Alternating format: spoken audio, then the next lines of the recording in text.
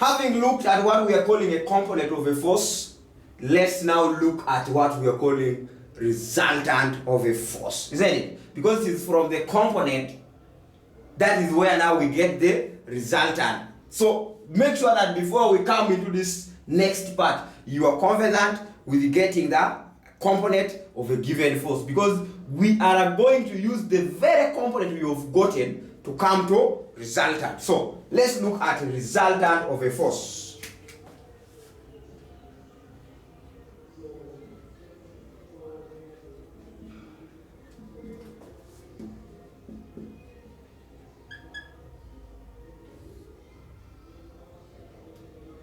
Resultant of forces.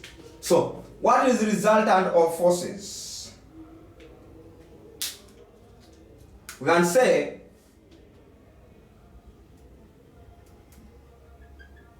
resultant of forces is a single force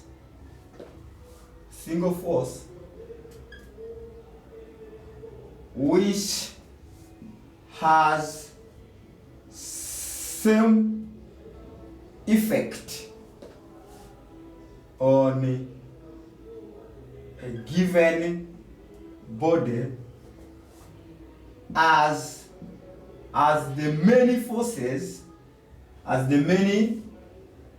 forces acting on the body.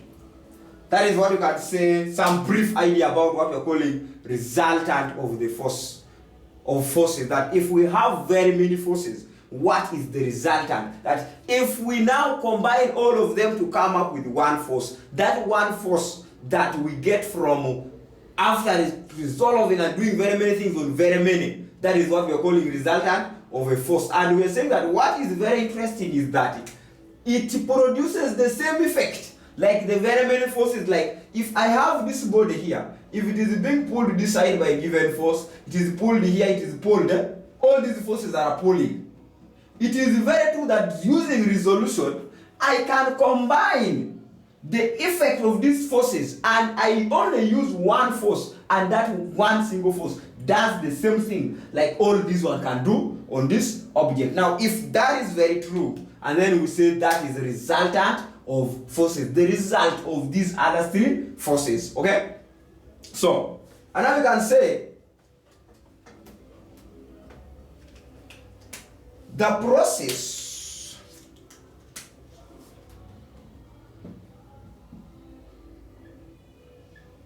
process of obtaining the resultant of forces is known as composition of, okay, to get the result that you have a number of things and then join and then come up with one single thing, getting the result of forces, resultant of forces. It will involve combining, composing the forces, getting the component of the other one plus the component of the other one, and then bring them as one. That's what we're calling composition of forces. We are composing that component to come up with that one single force. We are calling it resultant of forces. And now we are saying that if R is the resultant of forces with the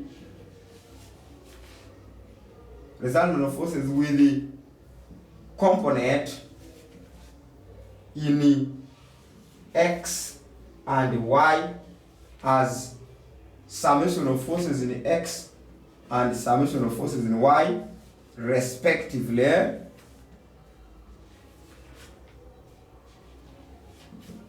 then R is given by R equaling to the root of the summation of forces in x squared plus summation of forces in y squared. So that is how now if we are using R to represent the resultant of forces, and the forces have component in x and y, and we have summed up the component in x, we are calling it summing all the forces in x, and we have summed all the forces in y. We have those components. These are the components, the sums of the components. Isn't it? So using those components, we can combine or we can compose using our expression that resultant force is equal to the root of summation in x squared plus summation in y squared. This is gotten from our Pythagoras, as we shall see in the examples that we are going to be handling. So, if we have seen how we can get resultant from what we are calling component of forces, again it is very important for you to know that what we are calling a force is a vector quantity. So what do I mean when I say a vector quantity? Quantities with both magnitude and direction. So whenever you talk about a force having a given magnitude as R, please make sure that you also tell us in which direction the force is acting. And then we can say the direction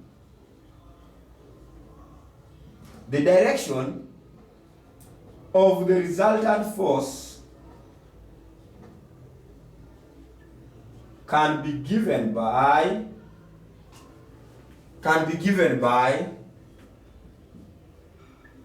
tan theta. That is, if theta is the angle it is making with maybe say the horizontal over summation in x, and it will imply that theta is the tan inverse of summation in y over summation in x, and say this is true for theta and theta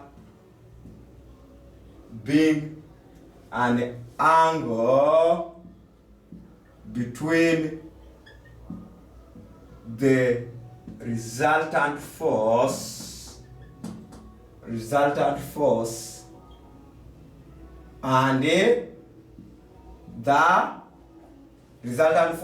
the horizontal. So if you are to use this formula of saying theta equal the tan inverse of summation in y over summation in x, strictly your angle should be between the resultant and the horizontal. What am I talking about here? I'm saying that now it should be something like that. If the resultant is here as R, and then theta should be specifically there. Or if the resultant is here, and then theta should be resultant and horizontal. Or if it is here, then theta should be here. Or if it is here, then theta should be. Otherwise, if we are looking at this other angle, maybe say, if it is not with the horizontal, with the vertical, and then what happens is that it should now be the reciprocal of this. We should now talk about summation of forces in x divided by y. Okay? Because we are now looking at this one being, if we have it here, we are looking at vertically, we have summed the forces in y, and horizontally we have summed the forces in x. Therefore, if we look at tan of theta here, tan theta here will be the opposite summation in y over summation of forces in x, as what we have been illustrating the other side. So should you change the position of the angle, please make sure that you also change that part there. So that is how we can now basically be looking at getting the resultant of forces. We shall get into more detail of this when we are now looking at examples. So let's meet in the next part.